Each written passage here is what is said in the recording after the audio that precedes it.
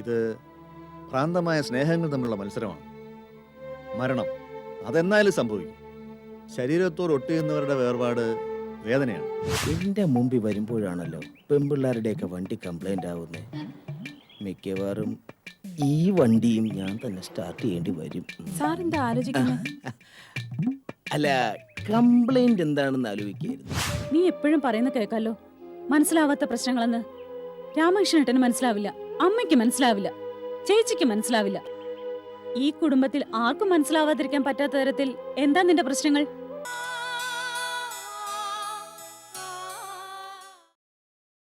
നമ്മൾ ചിന്തിക്കുന്നതിനും അപ്പുറമാണ് കാര്യങ്ങൾ. മനസ്സിനെ നിയന്ത്രിക്കാൻ കഴിയാത്ത പെൺകുട്ടി, ചെറിയൊരു ഷോക്ക് പോലും താങ്ങാൻ കഴിയാത്തവൾ, മറ്റുള്ളവരുടെ മരണം പോലും ഹരിയുമായി കൂട്ടി വായിക്കുന്നു എന്ന് പറയുമ്പോൾ വരാൻ പോകുന്നത് ശുഭദിനങ്ങളല്ല. ഇതൊക്കെ നമ്മൾ മുൻകൂട്ടി കാണുകയും ചിന്തിക്കുകയും ചെയ്തല്ലേ? അതെ, പക്ഷേ നമ്മുടെ കാൽക്കുലേഷൻസ് അപ്പാടെ ശരിയാകണമെന്നില്ല. ഇത് ഭ്രാന്തമായ സ്നേഹങ്ങൾ തമ്മിലുള്ള മത്സരമാണ്. മരണം അതെന്നാലും സംഭവിക്കും. ശരീരത്തോട് ഒട്ടിയുന്നവരുടെ വേർപാട് വേദനയാണ് എന്ന് കരുതി അതിൻ്റെ അലകൾ ദിവസങ്ങൾ, ആഴ്ചകൾ അല്ലെങ്കിൽ മാസങ്ങൾ നിന്നു വരും. പിന്നെ സ്വാഭാവിക ജീവിതവുമായി നാം പൊരുത്തപ്പെടണം. ഞാൻ പറഞ്ഞത് സാധാരണ മനുഷ്യരുടെ കാര്യമാണ്. ഊർമിളയുടെ കാര്യത്തില് എനിക്ക് ആ പ്രതീക്ഷയില്ല. ഭർത്താവ് ജീവിച്ചിരിക്കുന്നു, ജയിലിലെങ്കിൽ ജയിലിൽ, സുഖമായി തന്നെ. ആ വാർത്ത കേൾക്കുന്നതാണ് ആ കുട്ടിക്കിഷ്ടം. മരണമെന്ന സത്യം അറിഞ്ഞു കഴിഞ്ഞാൽ ആ കുട്ടിയുടെ പ്രതികരണം എന്താകുമെന്ന് പറയാനാകില്ല ശ്യാം. ഇത്തരം കേസുകളിൽ സ്ട്രോക്ക് വരെ ഉണ്ടാകാം. ഇല്ലെങ്കിൽ മെൻ്റൽ ഹോസ്പിറ്റലിലെ ഇരുമ്പുഴികൾക്കുള്ളിൽ ശേഷിച്ച ജീവിതം ജീവിച്ചു തീർക്കേണ്ടി വന്നേക്കാം. ഡോക്ടർ, സംഭവിച്ചേക്കാവുന്ന ഭയാനകത നമ്മൾ മുൻകൂട്ടി കാണണം. അത് ഉൾക്കൊള്ളാൻ മനസ്സിനെ സജ്ജമാക്കണം. തൽക്കാലം ഇതിനൊരു സൊല്യൂഷൻ ഞാൻ കാണുന്നു. എന്താ സാർ? ആ കുട്ടി ദുബായിൽ ഹരിയെക്കുറിച്ച് അന്വേഷിക്കാൻ പറഞ്ഞിരിക്കല്ലേ? അതെ. വളരെ പ്ലസൻ്റായി താൻ ഹരിയെക്കുറിച്ച് അന്വേഷിച്ച വാർത്ത അവളെ അറിയിക്കണം. ഇത് നമ്മുടെ ട്രീറ്റ്മെൻ്റ് ഒരു ഭാഗമാണ്. താൻ ധൈര്യമായി അവളോട് പറഞ്ഞോളൂ. തൻ്റെ റിലേറ്റീവ്സ് വഴി ഹരിയെക്കുറിച്ച് അന്വേഷിച്ചുവെന്നും അയാൾക്ക് അവിടെ പരമസുഖമാണെന്നും അറിയിക്കണം. അത് കേൾക്കുമ്പോൾ അവക്കുണ്ടാകുന്ന ആനന്ദം, അതേക്കുറിച്ച് മാത്രം നമ്മളിപ്പോൾ ചിന്തിച്ചാൽ മതി. ബാക്കിയൊക്കെ വരേണ്ട സമയത്ത് വന്നോട്ടെ.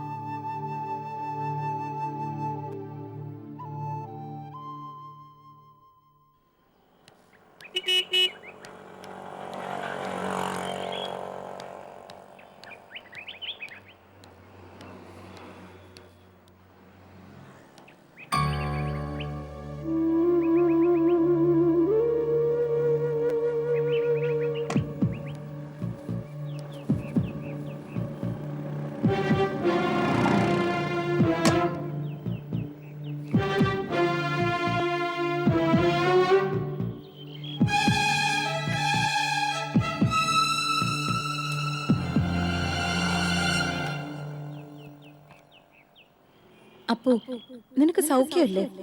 കഴിഞ്ഞ കാലവും കഴിഞ്ഞുപോയ കഥകളും മറന്ന് പുതിയൊരു ജീവിതം ആസ്വദിക്കുന്ന നിനക്ക് ആശംസകളോടെ ആര്യ.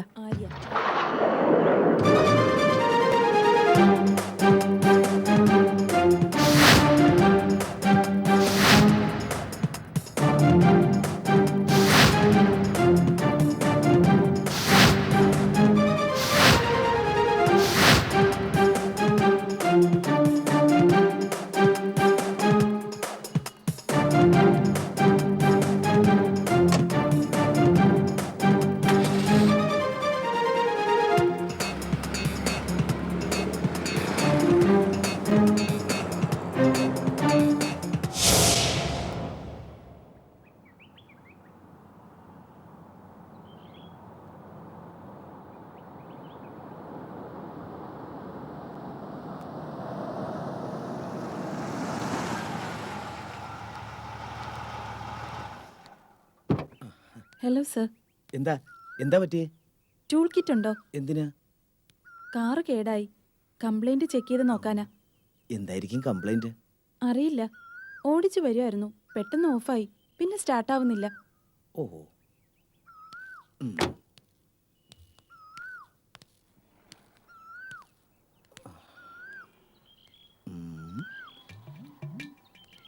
എൻ്റെ മുമ്പിൽ വരുമ്പോഴാണല്ലോ പെൺപിള്ളേരുടെയൊക്കെ വണ്ടി കംപ്ലൈൻ്റ് ആവുന്നത്. മിക്കവാറും ഈ വണ്ടിയും ഞാൻ തന്നെ സ്റ്റാർട്ട് ചെയ്യേണ്ടി വരും. സാർ എന്താ ആലോചിക്കുന്നത്? അല്ല, കംപ്ലൈന്റ് എന്താണെന്ന് ആലോചിക്കായിരുന്നു. അത് ചെക്ക് ചെയ്താലല്ലേ അറിയാനൊക്കൂ. ചെക്ക് ചെയ്യാം സമയമുണ്ടല്ലോ.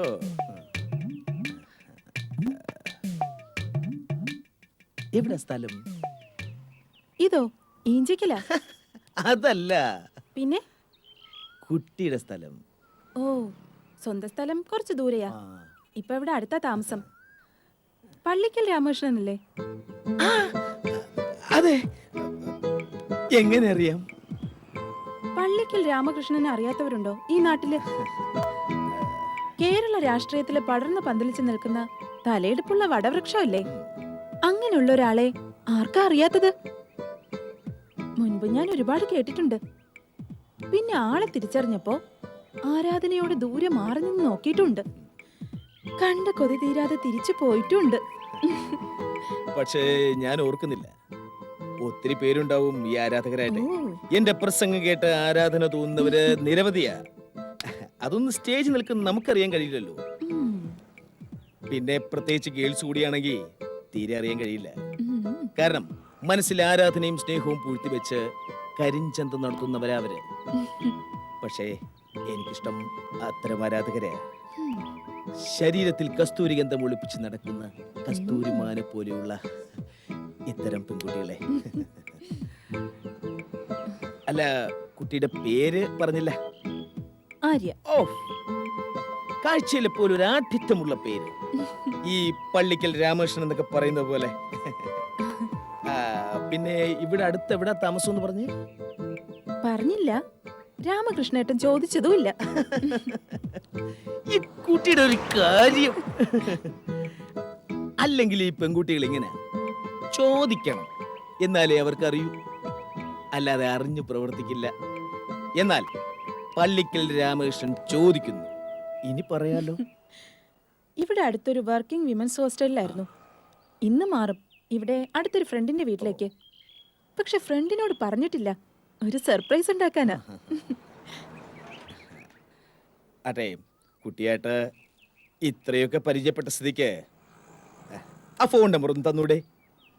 ഇതുപോലെ ഇടയ്ക്കിടയ്ക്ക് സർപ്രൈസ് ആയിട്ടൊന്ന് കാണാനും സംസാരിക്കാനും ഒക്കെ. ഞാൻ നമ്പർ തരാം, ചേട്ടൻ നോട്ട് ചെയ്തോ. ഒരു മിനിറ്റ് ഉം. പറഞ്ഞോളൂ. 98470 നിർത്തി പറയൂ, എന്നാലേ ഫീഡാവൂ. 9847049466. അരിയ ഫീഡായി. ആ, പിന്നെ ഫോൺ നമ്പറിന്റെ ആവശ്യമൊന്നുമില്ല. അല്ലാതെ തന്നെ നമുക്ക് കാണാം. അല്ല, കുട്ടി ഫ്രീ ആവുമ്പോ ചിലപ്പോ ഞാൻ ഫ്രീ ആവില്ല. ബിസി. എലക്ഷനൊക്കെ വരെയല്ലേ. അതുകൊണ്ട് ഞാൻ അങ്ങോട്ട് വിളിച്ച് ഫ്രീ ആവുന്ന ടൈം അറിയിക്കാം. കുട്ടി അതിനനുസരിച്ച് പ്രിപ്പയർഡ് ആയാൽ മതി. പിന്നെ ഈ നാടത്ര ശരിയല്ല. അതുകൊണ്ട് കുട്ടി ആരുമായിട്ടും അത്ര വലിയ ചങ്ങാത്തൊന്നും വയ്ക്കണം. എനിക്കിവിടെ രാമകൃഷ്ണേട്ടൻ ഉള്ളപ്പോ ഇനി എന്തിനാ മറ്റൊരു ചങ്ങാത്തം? അതും ഭരണപക്ഷത്തിന്റെ ആളായ ഇമേജുള്ള രാഷ്ട്രീയക്കാരനുള്ളപ്പോ പിന്നെ ഞാൻ ആരെയെ പേടിക്കേണ്ടത്?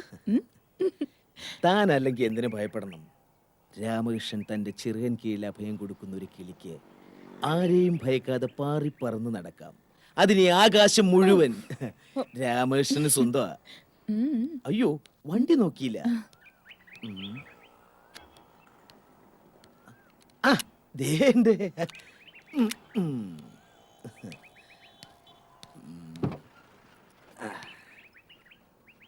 ഇപ്പൊ ശരിയാണ്.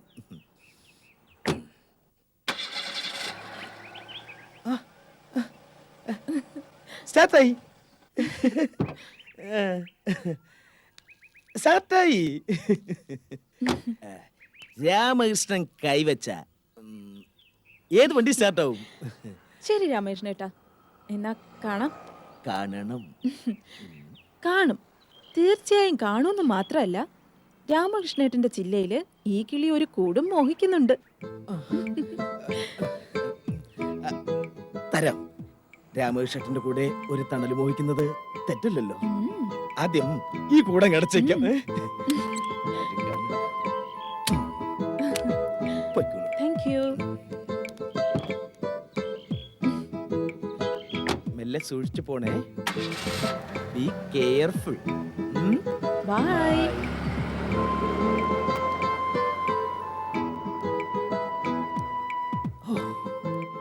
എന്റെ കരിയറിൽ ഇതുവരെ ഒരു കുട്ടിയും ഇത്ര ഫാസ്റ്റ് ആയിട്ട് വീണിട്ടില്ല. രാമകൃഷ്ണൻ പിന്നെ സുന്ദരനാവുന്നു എന്നൊരു സംശയം.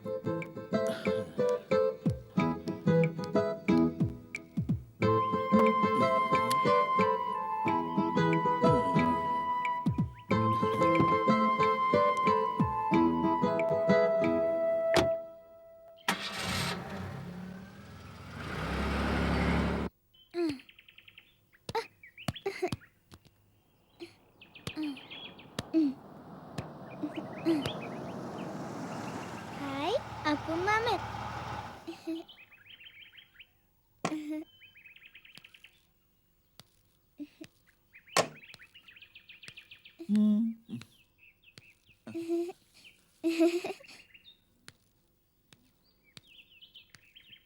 അപ്പോ ഒന്ന് നിന്നെ.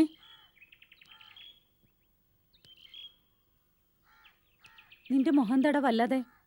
ഇതുവരെ നിന്റെ പ്രശ്നങ്ങളൊന്നും തീർന്നില്ലേ? എവിടെ തീരാൻ? ഈ പ്രശ്നങ്ങളൊക്കെ എന്നെ കൊണ്ട് തീരുന്ന തോന്നുന്നത്. നീ കാശ് കൊടുത്തു എന്നല്ലേ പറഞ്ഞത്? എന്നിട്ടും തീരാത്ത പ്രശ്നങ്ങളോ? ഒന്ന് തീരുമ്പോൾ മറ്റൊന്ന്. അങ്ങനെ അഴിക്കാൻ കഴിയാത്ത കുരുക്കുകളാ. ഒന്നും പറയാതിരിക്കുന്നത് നല്ലത്. അതെന്താ അങ്ങനെ? അതങ്ങനെ അതൊന്നും പറഞ്ഞാൽ ചേച്ചിക്ക് മനസ്സിലാവില്ല. നീ എപ്പോഴും പറയുന്ന കേൾക്കാലോ, മനസ്സിലാവാത്ത പ്രശ്നങ്ങളെന്ന്. രാമകൃഷ്ണേട്ടന് മനസ്സിലാവില്ല, അമ്മയ്ക്ക് മനസ്സിലാവില്ല, ചേച്ചിക്ക് മനസ്സിലാവില്ല. ഈ കുടുംബത്തിൽ ആർക്കും മനസ്സിലാവാതിരിക്കാൻ പറ്റാത്ത തരത്തിൽ എന്താ നിന്റെ പ്രശ്നങ്ങൾ?